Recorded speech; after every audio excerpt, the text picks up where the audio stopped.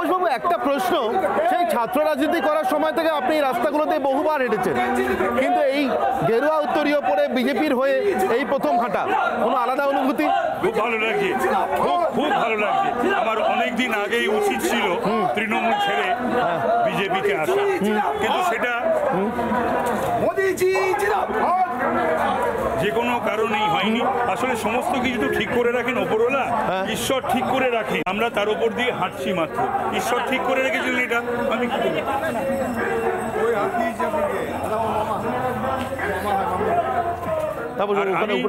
এটা মাথায় রাখতে হবে যে আমি ছাত্র আন্দোলন থেকে ওঠা, যুব আন্দোলন করে ওঠা, আমি কলকাতা উত্তরের ভূমিপুত্র, অন্য কোথাও থেকে উড়ে এসে জুড়ে বসি।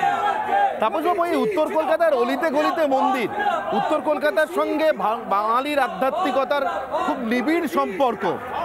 এখানে কি উত্তর মানে রামকৃষ্ণ পরমহংসদেব, কলকাতা উত্তর মানে মা শারদা, কলকাতা উত্তর মানে বিবেকানন্দ, ভাবতে হবে এগুলো। তো সুতরাং সেই ভাবনা চিন্তা ভাবধারায় আমরা মানুষ হয়েছি, ছোট থেকে বড় হয়েছি। তো সুতরাং আমাদের মধ্যেও তো সেই ধার্মিক বা আধ্যাত্মিক বোধ থাকবেই, এবং মন্দিরে মাথা ঠোকা ব্যাপারটা আমাদের ছিল, আছে, থাকবে। আমি ঠাকুরবাড়ির ছেলে, আমার কুলদেবী সিংহ বাহিনী, এবং আমি নিজে মা কালীর ভীষণ ভক্ত। তো সুতরাং আমরা বগধার্মিক নই, এই নির্বাচনের সময় ধর্মকে ব্যবহার করার মধ্যে নয়। আমরা 365 দিন ধর্ম পালন করি এবং ঈশ্বরের পুজো করি। আপনার প্রতিদ্বন্দ্বী মানে সুদীপ বন্দ্যোপাধ্যায়, তিনিও তো উত্তর কলকাতায় দাবি করেন যে স্বামী বিবেকানন্দের যে বসতবাটি, সেটার উন্নয়নের সাংসদ হিসেবে তার অনেক বড় ভূমিকা আছে। আরে তো 3 বারের সাংসদ, মানে অন্তত উত্তরে, যেটা উত্তর পূর্ব এবং উত্তর পশ্চিম, এই লাস্ট যে লোকসভাটা গেল, তাতে হঠাৎ বিবেকানন্দকে নিয়ে একটা চালাকি করলেন। কি সেই চালাকি? তিনি হঠাৎ বললেন বিবেকানন্দের একটা কেন্দ্রকে একটা মূর্তি বসাতে হবে, মানে বিবেকানন্দকেও নির্বাচনে ব্যবহার করা তার পক্ষে। মানুষ এটা বোঝে না। তুমি 3 টার্ম এখানে সাংসদ ছিলে, তুমি একটা বিবেকানন্দের মূর্তি বসাতে পারোনি। অর্থাৎ বলবো যে বিবেকানন্দের মূর্তি বসায়নি সাংসদ, সেদিকে খেয়াল রাখেনি, ও নির্বাচনে বিবেকানন্দকে ব্যবহার করার জন্য একটা ভোটও আপনারা সুদীপ বন্দ্যোপাধ্যায়কে দেবেন। অর্থাৎ এখানে পাল্টা তৃণমূল কংগ্রেস প্রার্থীর বিরুদ্ধেই নিজের প্রয়োজন মতো ধর্মকে, এমনকি স্বামী বিবেকানন্দকে ব্যবহার করবার অভিযোগ আনছেন তাপসরা। এই পথে প্রচারে চলতে চলতে আরও কি আসে তার কাছ থেকে, নিশ্চয়ই আপনাদেরকে জানাতে থাকবো।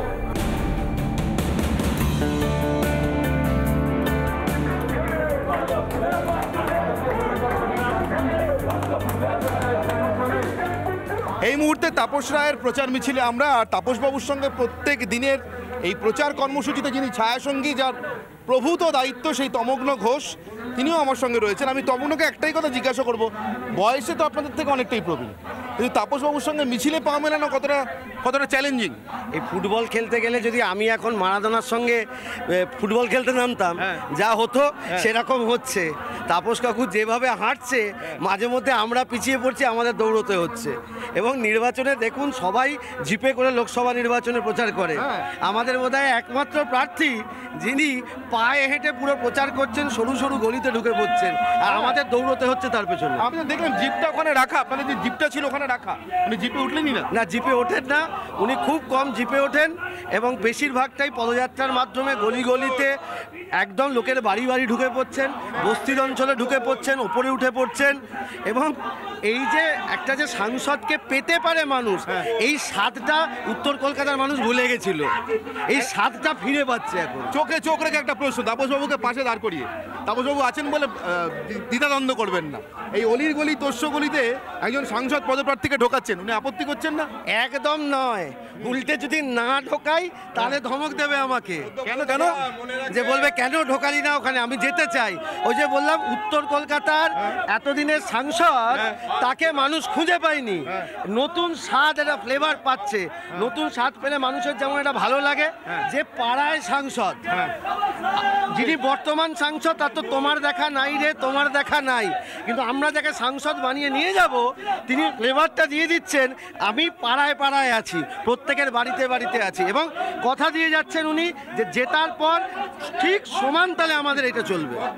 অর্থাৎ তমগ্নরা বলছেন তাপস রায়ের সঙ্গে পা মেলানো মিছিলে সেটাও একটা বড় চ্যালেঞ্জ, এবং কখনো কখনো একেবারে নবীন প্রজন্মের প্রতিনিধি হয়ে তারাও পিছিয়ে পড়ছেন।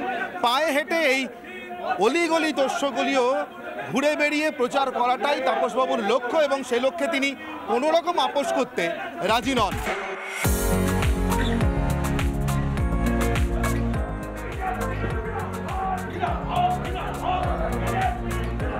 জয় মা, মা গো অসুর নিধন করো মা। তাপসবাবু, আপনি মন্দিরে গিয়েছিলেন দেখলাম, মা শীতলার মন্দির, মা দুর্গা, মা দুর্গার মন্দির, মা দুর্গার অষ্টধাতুর মূর্তি খুবই বিখ্যাত। মায়ের কাছে বললাম যে মা দুর্গার কাছে, মা অসুরের সংখ্যা বড় বেড়ে গেছে বাংলায়। কেমন অসুর? এবং উত্তর কলকাতায় সেই অসুর নিধনে যজ্ঞে তুমি আমাদের আশীর্বাদ করো যেন সেই অসুর বধ করতে পারি। একটা কথা জিজ্ঞাসা করবো, আপনার মিছিল থেকে বারবার শুনছি স্লোগান উঠছে চোর তৃণমূলকে একটি ভোটও দেবেন না, কোথাও কি স্বস্তি হচ্ছে? এটা আপনাকে শুনতে হতো থাকলে রায় কি হয় দেখো। এবং এটা তো ঘটনা যে সাধারণ মানুষের চাল বিক্রি, চাকরি বিক্রি, যে দপ্তরেই হাত দেওয়া যাচ্ছে যেখানেই দেখছে, তা নাহলে বলুন না যারা জেলে রয়েছে এই সরকারের মাথা যারা বা এই দলের মাথা যারা, তারা কেন হাইকোর্টে সুপ্রিম কোর্টে গিয়ে কাউন্টার কেস করছে না যে আমরা নির্দোষ, আমাদের কাছে কিছু পাওয়া যায়নি? এটা কেন করছে না? সেই কেস তো করার সুযোগ আছে, আইনে প্রভিশন রয়েছে, কেন করছে না? যে দুর্নীতি হয়েছে এই 13 বছরে, ইতিপূর্বে বাংলায় কখনো কোনো সরকারের আমলে হয়নি হয়নি হয়নি। অর্থাৎ তাপসবাবু একদিকে যেরকম তার মিছিল থেকে স্লোগান উঠছে, তার প্রচারের মিছিল থেকে স্লোগান উঠছে যে চোর বা দুর্নীতিগ্রস্ত তৃণমূল কংগ্রেসকে একটি ভোটও দেবেন না, তেমনি এর পাশাপাশি সদ্যমাত্র বাসন্তী দুর্গাপুজো গিয়েছে, দুর্গাপুজোর মন্দিরে বা দুর্গা মন্দিরে ঢুকে প্রথমেই প্রার্থনা করছেন অসুরের হাত থেকে বাংলাকে রক্ষা করতে, যে অসুর দুর্নীতির অসুর, যে অসুর নারীদের সম্মান হানি করার অসুর।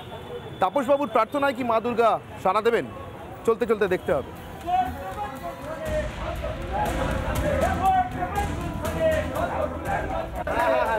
বাচ্চা বাচ্চা ছেলেমেয়েরা দাঁড়িয়ে আছে উৎসব নিয়ে, অদ্ভুত ইয়াং জেনারেশনের সমস্ত ভোট আমি পাবো, তার কারণ হচ্ছে নবীনের লড়াইয়ে না আমি নবীনদের যে পক্ষ নিয়েছিলাম সেটা একটা কারণ, প্লাস মোদি। নবীন প্রজন্মের ভগবান না অদ্ভুতভাবে কিছু কিছু কাজ, এই যে বলি না ঈশ্বর সব ঠিক করে রেখে দিচ্ছে, আমি তার উপর দিয়ে হাঁটছি মাত্র, ভীষণ ঈশ্বরে এবং ধর্ম বিশ্বাসী মানুষ।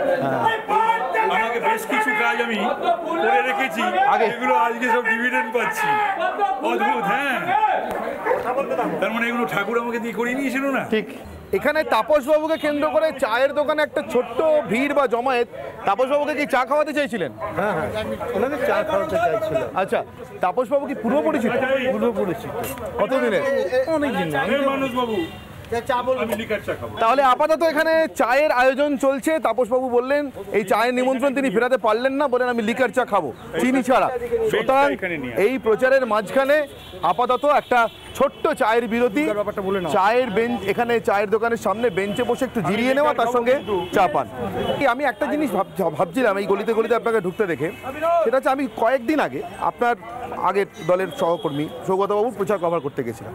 সৌগতবাবুকে যতবার আমি এলাকার উন্নয়নের কথা জিজ্ঞাসা করছি ততবার উনি বলছেন সাংসদের কাজ রাস্তা, ড্রেন, গলি এসব করা নয়, সাংসদের কাজ পলিসি মেকিংয়ে লোকসভাতে বিতর্কে অংশগ্রহণ করা। সৌগতবাবু আমি দেখছি যতটাই উপর থেকে করছেন, আপনি দেখছি ততটাই ভিতরে ঢুকে করছেন। আপনার ভয় করছে না এত ভিতরে ঢুকে এত মানুষের প্রত্যাশা পূরণ করতে পারবেন? সৌগতদার বয়স হয়েছে, হ্যাঁ, তার গতি স্লথ হয়েছে, একটা বয়সের পর ছাড়তে জানতেও হয়। এই যখন তৃণমূলে নবীন প্রবীণের যে বিতর্ক ছিল তাতে আমি নবীনদের পক্ষেই ছিলাম, আজও আমি নবীনদের পক্ষে। নবীনদের জায়গা করে দিতে হবে, নবপ্রজন্মকে জায়গা করে দিতে হবে। এবং নবপ্রজন্মর কথা বলবো, নেই পিঁড়ির কথা বলবো, হ্যাঁ। আর নিজের পথ জায়গা আঁকড়ে ধরে থাকবো, আমি এটাতে বিশ্বাসী নই।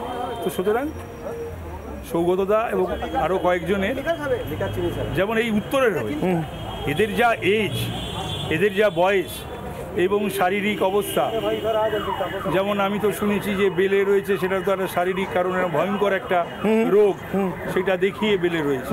তো তাদের কেন দাঁড়াবার শখ হয়? তাদের যে এখন বয়স, সেই বয়সের সঙ্গে 5 যুক্ত করতে হবে। তো তাদের তো ন্যাচারাল, মানে এটা প্রাকৃতিক, এটা তো প্রাকৃতিক নিয়মেই সরে দাঁড়ানো কথা। প্রাকৃতিক নিয়মেই তো তারা যে পরিশ্রম করা উচিত, যে শরীরকে যেটা দেওয়া উচিত, বা দিল্লি যাওয়া আসা, তার ধকল, এই সব নিয়ে তো একটা বয়সের পর যে কোনো রাজনৈতিক দলেরও উচিত একটা বয়স মেনটেন করা, এবং যারা সাংগঠনিক পদে থাকবেন এবং এই জনপ্রতিনিধিত্ব, তাদেরও উচিত, তার কারণ মানুষ এটাও দেখে একটা কথা আমার মনে পড়ছে, শারীরিক সক্ষমতা কার আছে কার নেই।